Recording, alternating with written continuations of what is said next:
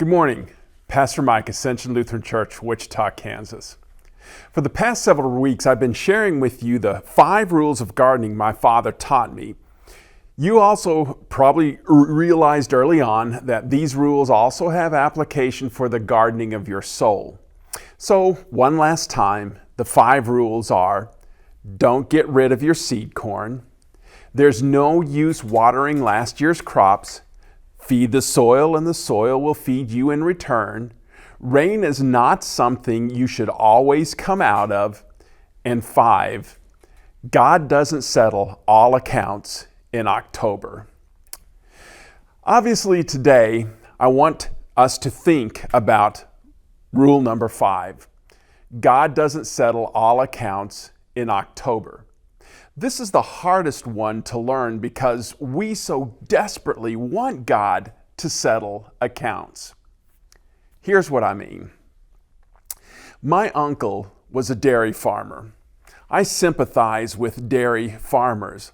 Uncle Reuben used to say, the hardest thing about milking cows is they never stay milked. But the point I remember most was, not everybody who feeds the cow gets to drink the milk. We may not think that is fair, but that is life.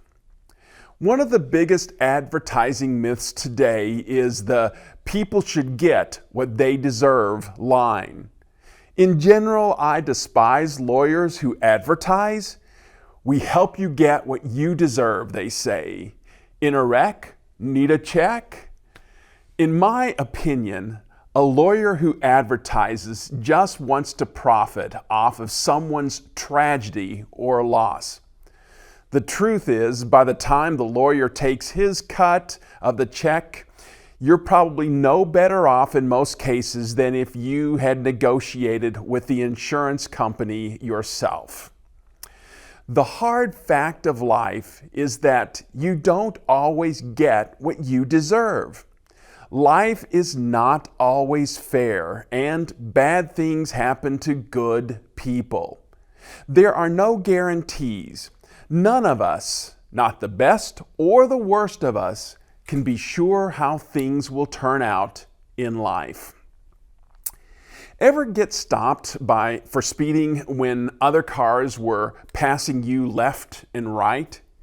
You feel like saying, "Officer, why didn't you ticket those people?" I heard about a man who did say that, to which the officer then replied, "I would, but I couldn't catch them." Jack Benny was once given an award, and he accepted the award with these words: "I don't deserve this award. On the other hand, I have arthritis, and I don't deserve that either." You don't get what you deserve in life.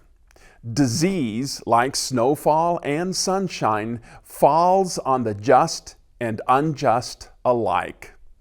Does anybody deserve to die of cancer? Does anybody deserve to die of COVID? Does anybody ever get what they deserve in life either way?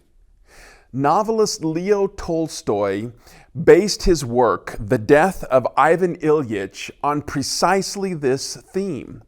Ivan lived his whole life according to the highest standards of society, hoping to gain status, acceptance, prosperity, and happiness. Instead of enjoying the rewards of his good behavior, Ivan Ilyich endures an agonizing death.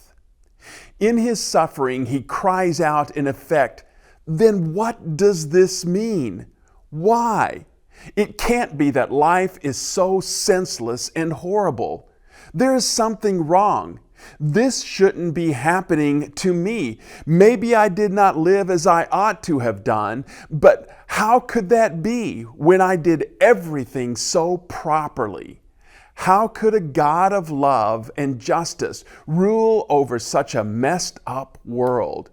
It's the mean, not the meek, that seem to be inheriting the earth." Sounds a lot like Job, doesn't it? But more about that the weekend of June 19th and 20th, as the Old Testament lesson for that Sunday is Job chapter 38. What Dad meant when he said God doesn't settle all accounts in October is that sometimes you get things that you don't deserve, both good and bad. God does not settle all accounts. He will not settle all accounts until He calls all things to an end when He comes again in power, glory, and might. In the meantime, you and I get to learn patience. And most of us seriously lack patience. I know I do. Did you know that the word patience comes from the Latin word to suffer? A patient is one who suffers.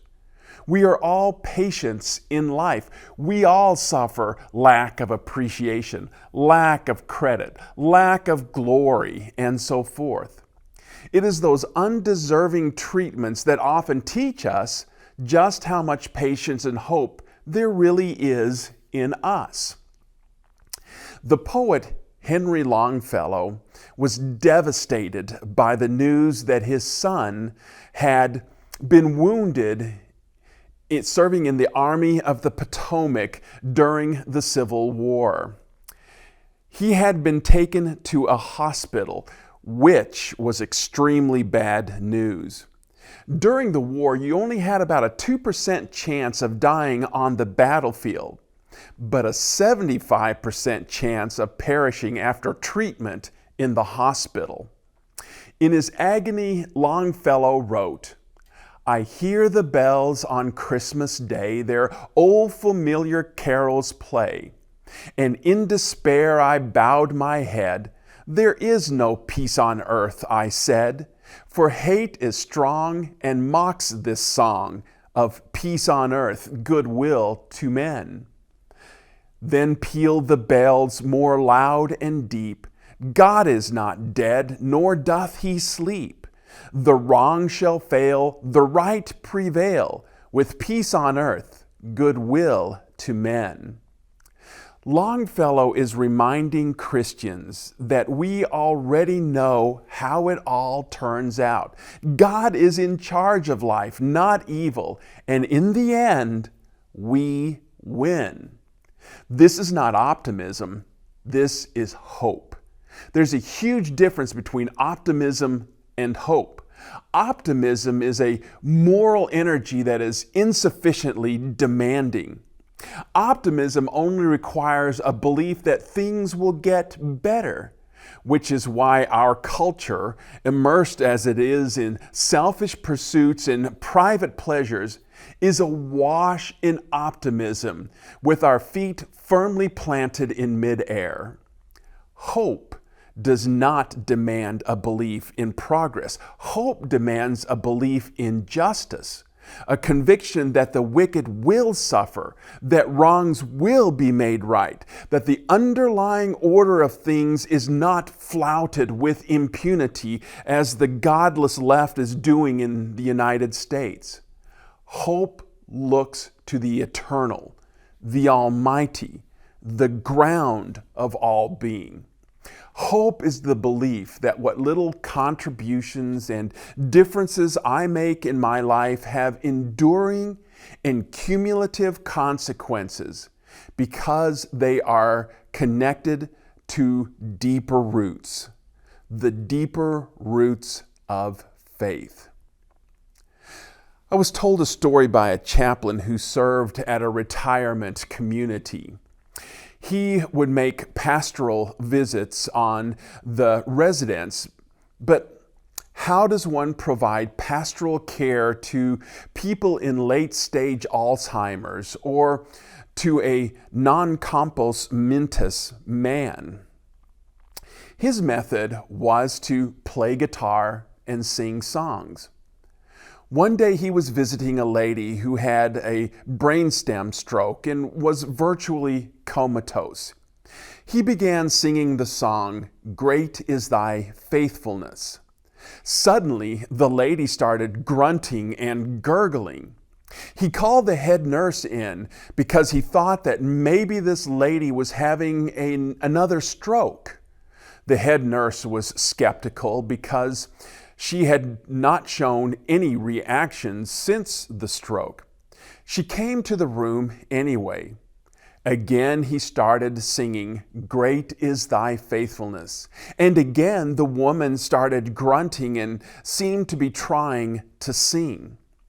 A simple song had reached into this woman's soul and touched her where nothing else could.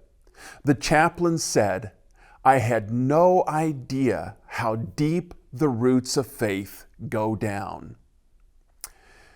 May God bless your day as hope in Christ springs eternal.